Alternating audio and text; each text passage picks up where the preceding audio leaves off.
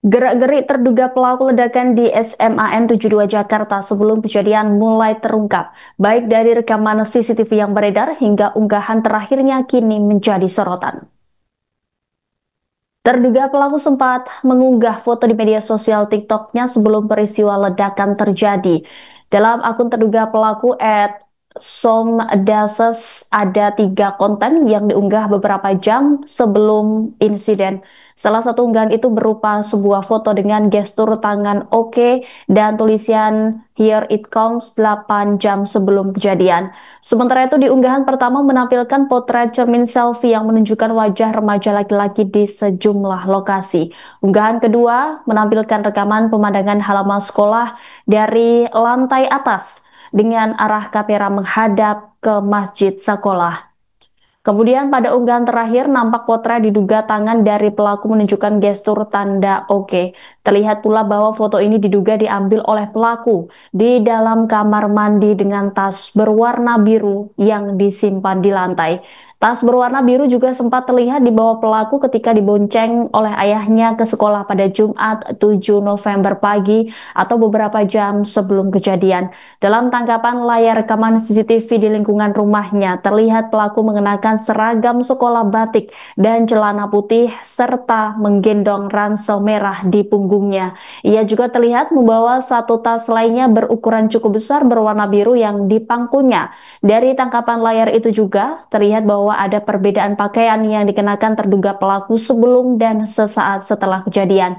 Sementara setelah kejadian, terduga pelaku ditemukan terkapar di samping senjata mainannya dengan mengenakan celana panjang hitam dan kaos putih. Pakaian tersebut terlihat berdasarkan foto yang beredar di media sosial. Dari hasil pemeriksaan sementara, polisian mengamankan material yang diduga terkait bahan peledak. Polisi juga mengamankan 2 senjata api, yakni senapan serbu jenis SS2V4 dan pistol revolver. Yang mengejutkan, pada senjata SS2V4 itu ditemukan tulisan Welcome to Hell serta beberapa nama seperti Alexander Bisonet dan Brenton Taran. Kedua nama tersebut dikenal publik internasional karena terlibat dalam aksi penembakan brutal di masjid. Sementara itu, Kapolri Jenderal Listio Sigit Prabowo mengatakan polisi hingga saat ini masih mendalami terkait motif terduga pelaku melakukan ledakan di SMAN 72 Jakarta.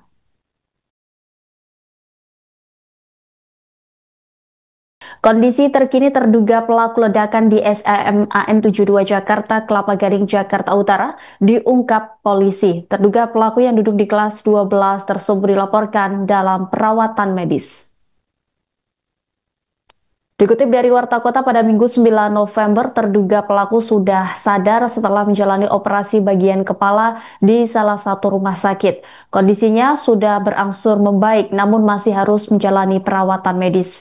Kabitumas Polda Metro Jaya Kombes Budi Hermanto mengatakan pihaknya kini fokus pada proses pemulihan kondisi terduga pelaku. Menurutnya motif terduga pelaku masih digali lebih lanjut. Adapun status terduga pelaku ledakan di SMAN 72 Jakarta ialah anak yang berhadapan dengan hukum atau ABH. Dengan demikian, kepolisian melibatkan Komisi Perlindungan Anak Indonesia dalam kasus ini. Diketahui insiden ledakan terjadi lingkungan SMAN 72 Jakarta, Kelapa Gading, Jakarta Utara pada Jumat 7 November siang. Ledakan tersebut mengakibatkan puluhan orang menjadi korban mengalami luka-luka. Mereka langsung dilarikan ke rumah sakit terdekat dan beberapa dibawa ke unit kesehatan sekolah. Saat ini 96 orang tercatat sebagai korban, 14 orang diantaranya masih dirawat di rumah sakit Islam Cikini, 14 orang dirawat di rumah sakit Yarsi. 1 orang lagi di ICU rumah sakit Pertamina, sehingga total yang masih dirawat kurang lebih 29 dari 96 orang dan sisanya sudah dipulangkan. Yang pertama, kami akan menyampaikan perkembangan penanganan peristiwa ledakan di SMA 72 Kelapa Gading, Jakarta Utara. Langkah-langkah kepolisian yang sudah dilakukan oleh satuan kerja lainnya, jadi ada beberapa satuan kerja, bukan hanya Polda Metro Jaya, ada Densus 88, ada Puslap 4 Mabes Polri, serta ada dari Polres Jakarta Utara. Gegana Brimob melakukan sterilisasi di lokasi kejadian, mengingat temuan bahan peledak sehingga lokasi TKP harus steril sebelum dilakukan olah TKP dari Puslap 4 Mabes Polri.